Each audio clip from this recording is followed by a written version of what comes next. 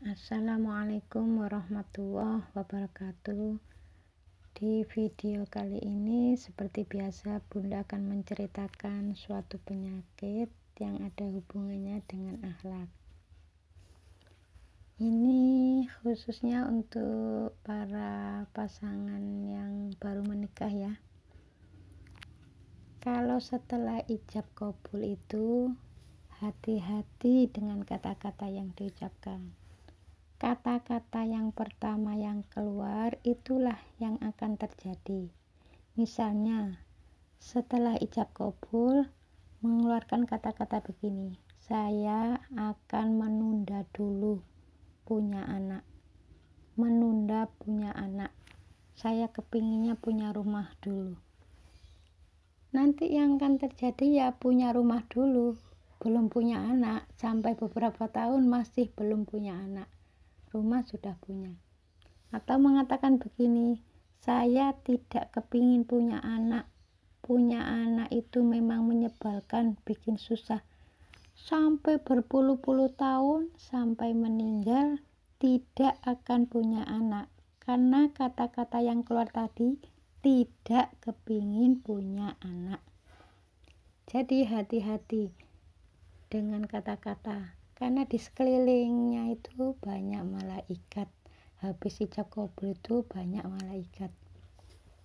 Kalau kata-kata yang dikeluarkan itu, saya pinginnya kuliahnya nambah lagi sampai ke S2. Selama ini kan cuma S1. Saya tidak kepingin punya anak dulu, saya tunda. Kepinginnya itu sukses S2. Nanti yang terkabul ya S2 sudah selesai masih belum punya anak. Kalau kata-kata yang keluar, saya pingin anak soleh dan solehah, setelah itu rumah. Yang akan terjadi ya punya anak dulu baru punya rumah. Kalau kata-kata yang keluar misalnya ini dari suami mengatakan begini, wanita itu ibaratnya ladang, laki-laki itu ibaratnya yang punya benih. Jadi kalau benihnya itu subur, tanahnya tidak subur, ya tidak akan tumbuh. Tapi kalau tanahnya yang subur, benihnya subur, sama-sama subur, akan tumbuh. Nanti terkabul, anaknya jadi banyak. Karena mengatakan kata-kata suami benihnya diibaratkan punya benih yang subur, istri punya ladang yang subur, sama-sama subur. Nanti bisa punya anak banyak. Iya, sungguh loh. Sebelum melakukan hubungan, baca doa. Pakai bahasa Indonesia juga tidak apa-apa. Ya Allah, jauhkan aku dari setan laki-laki dan setan perempuan. Gitu aja. Langsung ditutup dengan Allahumma sholli ala sayyidina Muhammad wa ala ali sayyidina Muhammad. Sebelum berdoa tadi baca sholawat 1 kali, berdoa terus ditutup baca sholawat. Jadi doa itu yang ditutup dan diawali dengan baca sholawat tidak mungkin tidak dikabul, pasti dikabul. Allah itu malu kalau tidak mengabulkan, karena di situ tuh dikupang antara awal dan akhir itu ada bacaan sholawat, di tengah-tengahnya itu doa. Jadi kalau berdoa itu diawali dan diakhiri dengan baca sholawat. Bismillah, baca sholawat, berdoa, ditutup dengan alhamdulillah dan baca sholawat. Seorang istri yang sedang hamil harus hati-hati dengan tingkah laku dan ucapannya. Begitu pula suaminya harus hati-hati dengan tingkah laku dan ucapannya. Kalau seorang istri sedang hamil terus marah-marah pada suaminya dan merendahkan suaminya, nanti anak yang lahir itu menjadi anak autis. Waktu hamil jarang bicara. Maksudnya jarang bicara itu bukan dibuat untuk berzikir ya, bukan. Kalau suami mengajak bicara itu cuek gitu loh, tidak mau ngomong, diem saja, ya cuma didengarkan. Jadi yang benar itu kalau diajak bicara, kalau baik dengarkan, kalau jelek nasihati gitu, jangan dicuekin, harus didengarkan, Kalau baik didengarkan, kalau jelek harus dinasihati. Pokoknya ada jawaban gitu loh, harus merespon. Nanti kalau tidak merespon kata-kata dari suami atau dari orang tua atau dari mertua, diam aja. Nanti anak yang keluar itu sampai umur 2 tahun, 3 tahun belum bisa bicara. Itu teguran dari Allah karena kesalahan ibunya dulu itu pendiam. Jadi pendiam itu maksudnya bukan pendiam dibuat untuk berzikir akhirnya tidak mau bicara sama manusia, bukan begitu. Kalau diajak bicara, diajak ngomong itu tidak merespon, cuek. Nah, Islam itu mengajarkan kurang bagus kalau cuek itu.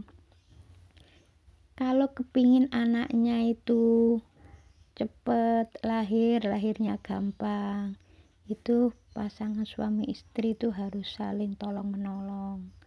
Kalau egois, bayi yang akan keluar itu sulit, banyak kendalanya, banyak cobaan. Nanti di situ tuh ketubannya begini nggak bisa keluar. Itu akibat dari suami istri selama mulai kematian baru sampai hamil itu tidak saling tolong menolong. Kalau kepingin anaknya cepat berjalan selama hamil, ibunya jangan diam. Maksudnya di rumah itu kalau ada pekerjaan secepatnya dikerjakan. Terus jangan malas. Kalau malas itu penyebabnya nanti bisa keringat dingin. Jadi keringat dingin itu terlalu nyantai. Nanti bayi yang keluar juga begitu, sering mengalami keringat dingin karena ibunya selama hamil itu nyantai. Jadi Islam itu mengajarkan terlalu nyantai itu kurang bagus, terlalu capek juga kurang bagus. Kan ada keterangannya dalam hadis itu, kalau siang istirahat, Rasulullah kan ngajari begitu. Itu menunjukkan kalau kita ini terlalu nyantai juga tidak bagus, terlalu capek juga tidak bagus. Mulai pagi sampai siang kerja, begitu setelah sholat zuhur istirahat sebentar, terus kerja lagi, nanti malam istirahat. Kalau kepingin punya putra putri yang cerdas selama hamil, suami jangan sampai mengeluarkan kata-kata bodoh kepada istrinya. Istri juga begitu, jangan sampai mengeluarkan kata-kata bodoh. Dan harus senang menghafalkan Al-Quran. Bukan hanya baca saja, membaca dan menghafalkan Al-Quran. Nanti insya Allah begitu lahir anaknya senang baca Quran, senang menghafalkan. Terus anaknya itu diberi kecerdasan oleh Allah. Semakin banyak yang dihafalkan, semakin tinggi tingkat kecerdasan.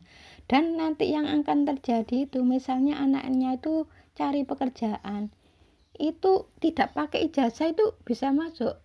Misalnya melamar pekerjaan ke perusahaan si A, padahal yang masuk ke situ tuh harus ada syaratnya, mengisi formulir begini, tapi itu nanti bisa masuk tanpa pakai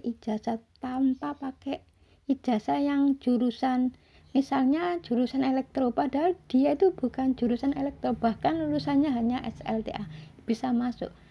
Kalau jurusannya itu jurusan manusia itu ya memang begitu, agak rumit, harus ngisi formulir begini begitu.